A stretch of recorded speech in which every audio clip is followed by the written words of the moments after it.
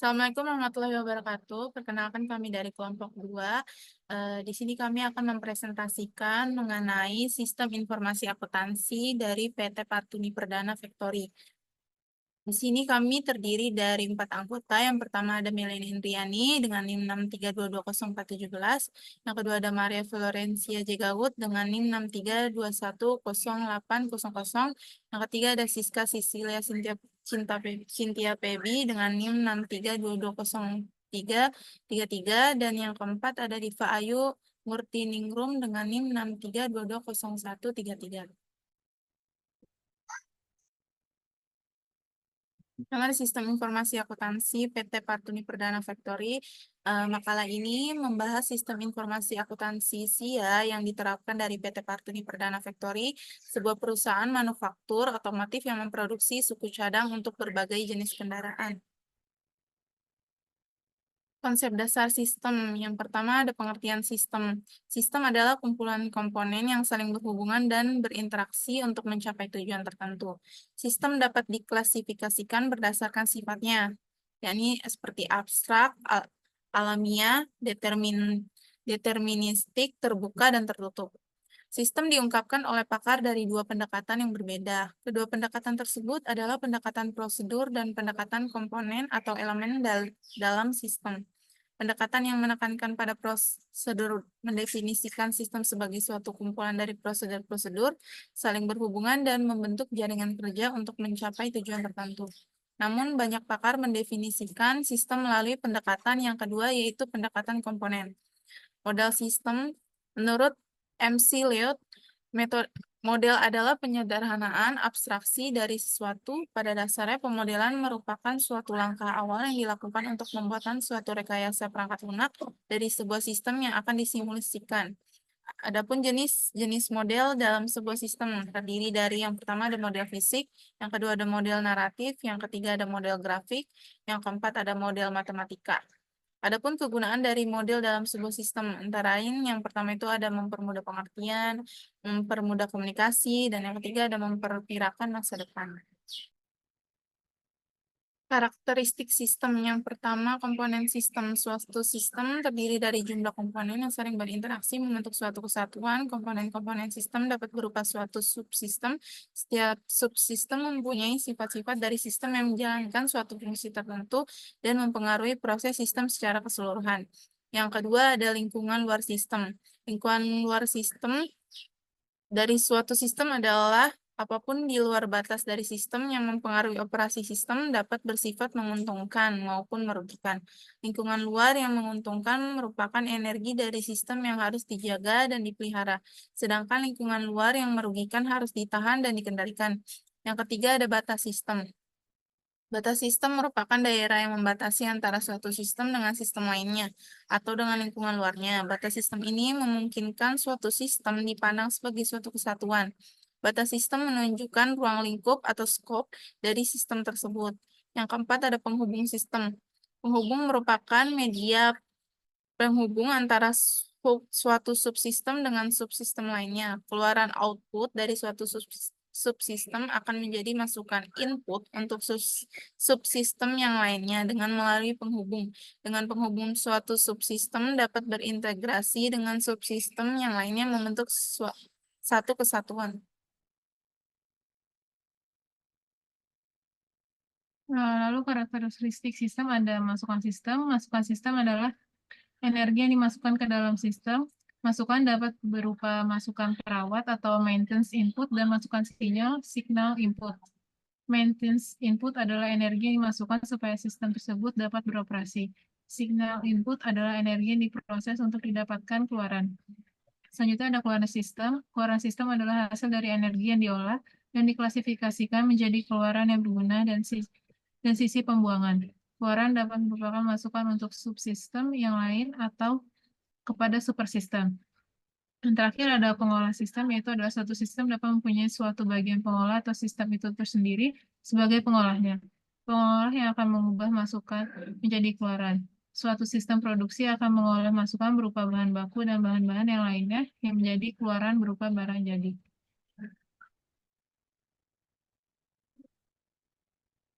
Selanjutnya ada komponen sistem informasi. Yang pertama ada input. Input mewakili data yang masuk ke dalam sistem informasi. Input di sini termasuk metode dan media untuk menangkap data yang akan dimasukkan, yang dapat berupa dokumen-dokumen dasar. Yang kedua ada model. Model yaitu komponen ini terdiri dari kombinasi prosedur, logika, dan model matematik yang akan memanipulasi data input dan data yang tersimpan di basis data dengan cara yang sudah ditentukan untuk menghasilkan keluaran yang diinginkan. Yang ketiga ada output. Hasil dari sistem informasi adalah keluaran yang merupakan informasi yang berkualitas dan dokumentasi yang berguna untuk semua pemakai sistem.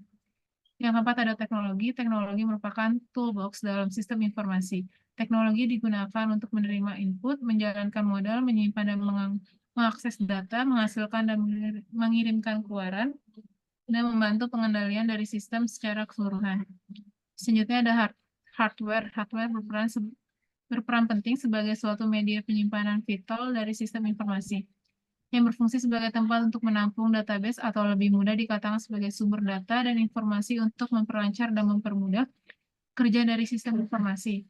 Selanjutnya ada software. Software berfungsi sebagai tempat untuk mengolah, menghitung, dan memanipulasi data yang diambil dari hardware untuk menciptakan suatu informasi.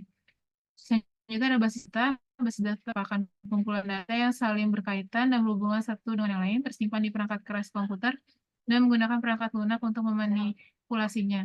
Terakhir ada kontrol, yaitu banyak hal yang dapat merusak sistem informasi seperti bencana alam, api, temperatur, air, debu, kecurangan, kegagalan sistem itu tersendiri, ketidakefisien, sabotase, dan lain sebagainya. Selanjutnya akan dibacakan oleh Siska.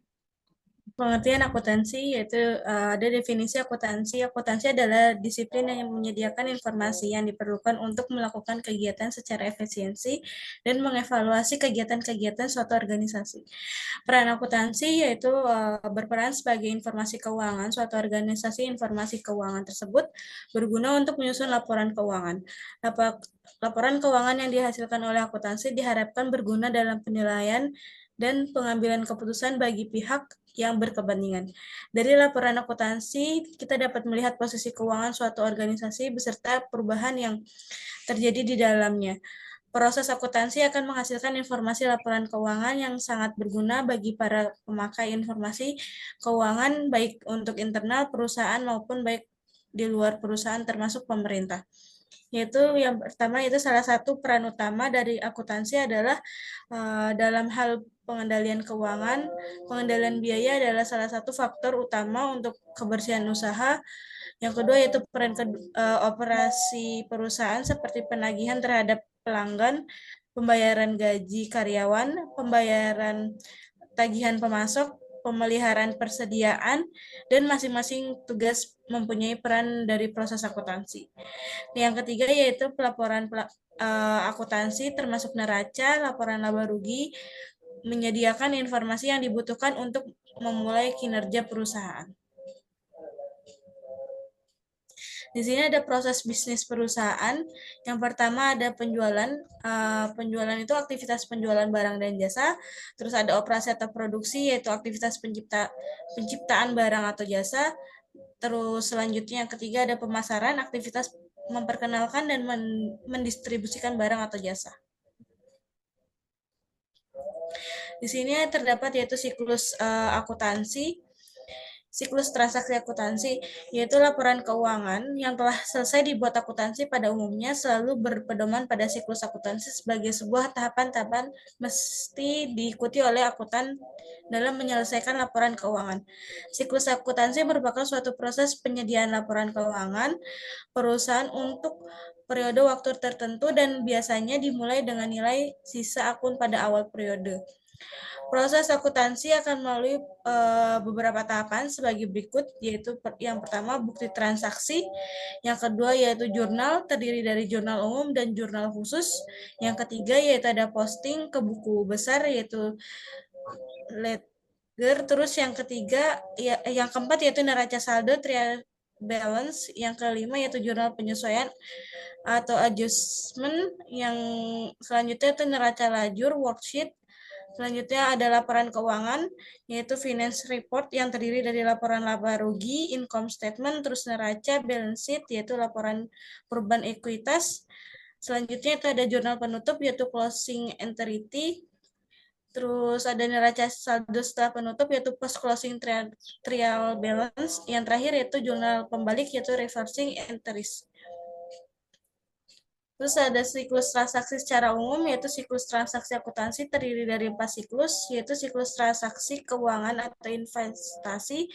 Yang kedua yaitu siklus transaksi pengeluaran, dibagi menjadi 3, yaitu pembelian, penerimaan barang, yang terakhir yaitu utang dan pengeluaran kas. Selanjutnya yaitu yang ketiga ada siklus transaksi konversi, yang keempat yaitu siklus transaksi permintaan. Siklus transaksi permintaan dibagi lagi menjadi 5, yaitu proses order penjualan, penanganan persediaan, pencatatan dan penagihan piutang dagang, dan penerimaan kas.